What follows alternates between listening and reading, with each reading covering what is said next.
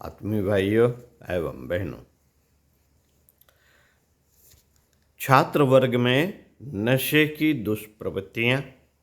लेखक पंडित श्री राम शर्मा आचार्य। पृष्ठ 18। साथियों, पुराने नशों में भांग, गांजा, चरस, अफीम आदि का ही प्रचलन था, सो भी बड़े लोगों में, वयोवृद्धों में। पर अब तो इनके स्थान पर अत्यंत महंगे और अत्यंत हानिकारक नशों की भरमार है। शराब का जमाना भी अब पीछे रह गया। वह मजदूर वर्ग के लिए निर्धन आदिवासियों तक ही अपने शिकंजे सीमित किए हुए है। बड़े कहलाने वाले, बड़प्पन की डींग हाँकने वाले उन नशों का प्रयोग करते हैं जो अत्यंत महंगे और असाधारण रूप से हानिकारक हैं।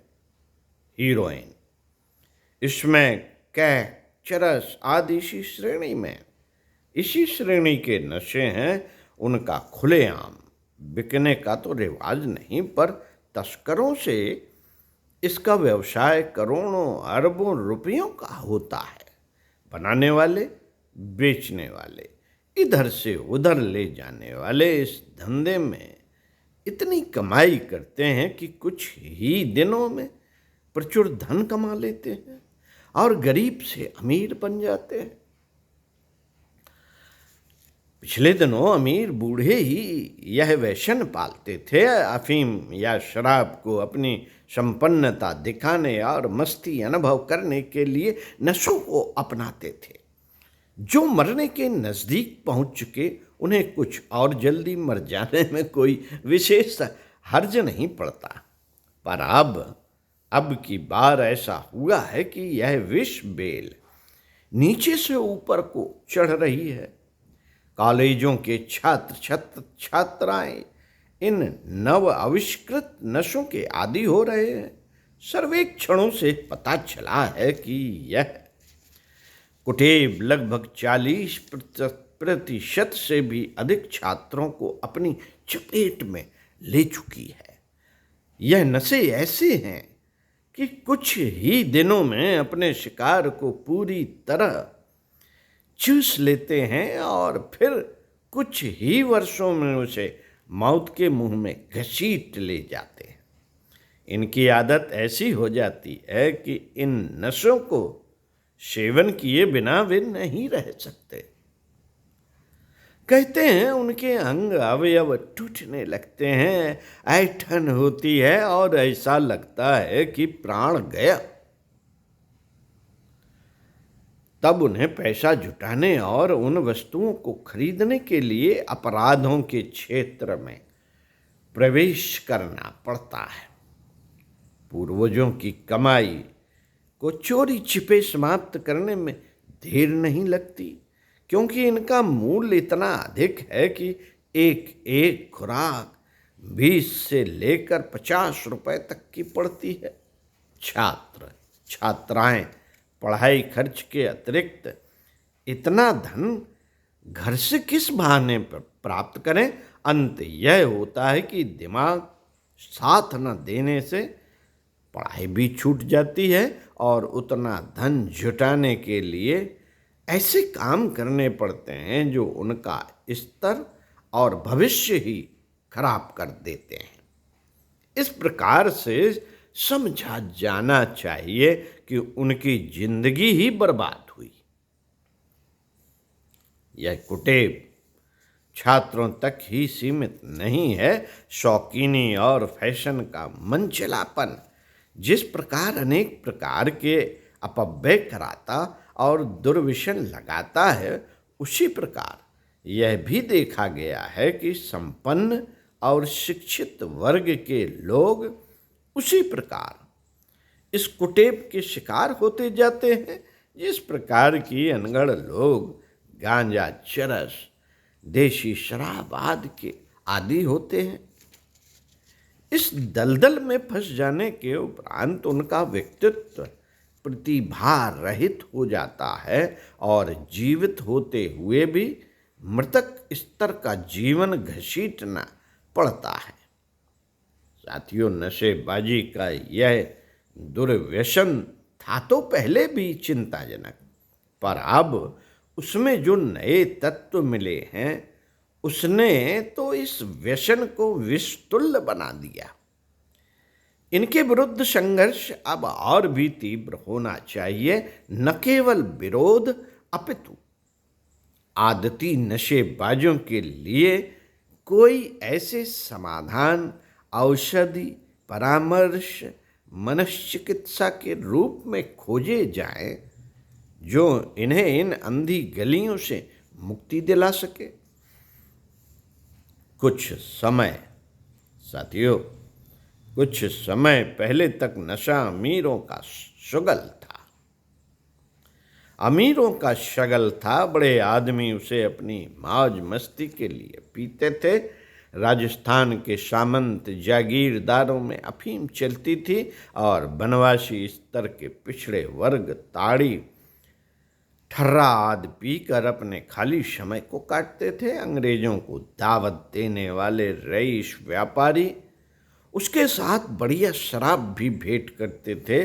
जमींदारों की चौपालों पर चिलम हुक्का गर्म रहता था। सर्वसाधारण में यह लत कम थी। भांग और गांजा पीने वाले लोग हजारों लाखों में से कोई एक निकलता था।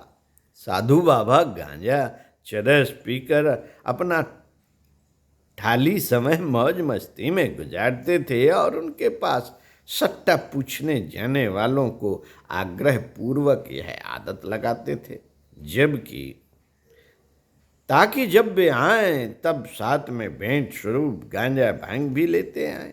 किंतु इन 4 दशकों में उनकी वृद्धि असाधारण रूप से हुई। बीड़ी और चाय का प्रचलन कुछ पहले धीरे धीरे हुआ, बाद में तो यह शगल आंधी तूफान की तरह बढ़ा और कुहासे की तरह इस कदर छाया कि रास्ता दिखना तक बंद हो गया। साथियों, इन दिनों अफीम स्तर की हेरोइनें विभिन्न नाम रूप में बिक रही हैं और उनकी लत लोगों को संक्रामक बीमारी की तरह लग रही है। एक की देखा देखी दूसरा सीखता है, दूसरे से तीसरा, चौथा, पांचवा, इसी प्रकार बेल आगे बढ़ती चली जाती है और लगता है कि इस अमर बेल की तरह समूचे समाज वृक्ष को चूस कर रहेगी। सबसे बड़े दुख और आश्चर्य की बात यह है कि इस कुटेव ने नव युवकों और नव युवतियों को अपने शिकंजे में बुरी तरह कसना आरंभ कर दिया है और वे इस सत्यानाशी सर्वभक्षी दुर्व्यसन के सम्मुख अपनी जीवनी शक्ति को समाप्त करते चले जा रहे हैं।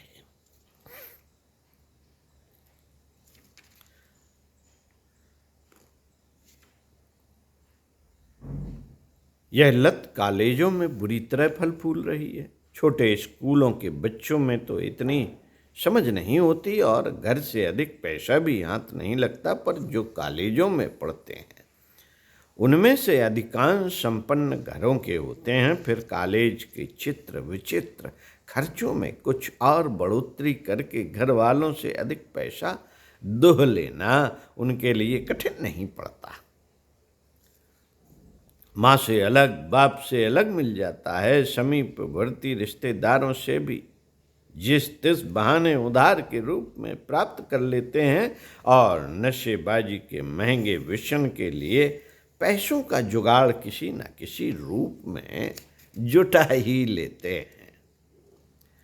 साथियों, कॉलेजों में प्रचलित इस दुर्व्यसन के विस्तृत आंकड़े जो सामने आए हैं वे बहुत ही डरावने हैं। कलकत्ता विश्वविद्यालय के 100 के पीछे 48 और दिल्ली विश्वविद्यालय के 33% छात्र इस दुर्व्यसन के शिकार पाए गए। इंजीनियरिंग, शिक्षण संस्थाओं में तो यह संख्या और भी अधिक है। वहाँ यह 50% छात्रों पर सवारी गांठ चुकी है। इनमें लड़के ही नहीं, लड़कियां भी शामिल हैं। लगता है कॉलेज क्षेत्र में यह देशव्यापी दुर्व्यसन 1.5 करोड़ से अधिक युवकों को अपने जाल में अब तक कसने ही वाला है। स्पष्ट है कि ऊंचे दर्जे के नशों की आदत सेवनकर्ता के मस्तिष्क और स्वभाव को ऐसा वशवर्ती बना लेती है कि उनका उससे छूटना कठिन ही नहीं, असंभव जैसा होता है। दिन दिन सामर्थ्य और कुशलता घटती जाती है, पौरुष और उत्साह को भारी आघात पहुंचता है। आदि मनुष्य एक प्रकार से निकम्मा और विक्षिप्त स्तर का बनकर रहता है। उससे अपने हाथ के नीचे के काम संभलते नहीं। अस्त व्यस्तता और गड़बड़ी की मात्रा बढ़ते जाने से अंततः वे सभी काम छिन जाते हैं, भले ही अपने हों या पराए। हर काम सूक्ष्म बुद्धि और तन्मयता चाहता है। इसके बिना वह सही स्तर का हो ही नहीं सकता, समझा जाता है। साथियों, समझा जाता है कि अस्त व्यस्त काम की अपेक्षा उसे न कराया जाना अच्छा है। नशेबाज का स्वभाव और व्यक्तित्व ऐसा बनता जाता है जिससे घृणा बरते और उसकी संगत से बचने बचाने का प्रयत्न करे। इन परिस्थितियों में भविष्य का अंधकारमय होना निश्चित है। ओम शांति। साथियों, इसी पुस्तक से अगला वीडियो पढ़कर सुनाएंगे। अगला पढ़कर सुनाएंगे, सुनते रहिए। ओम शांति।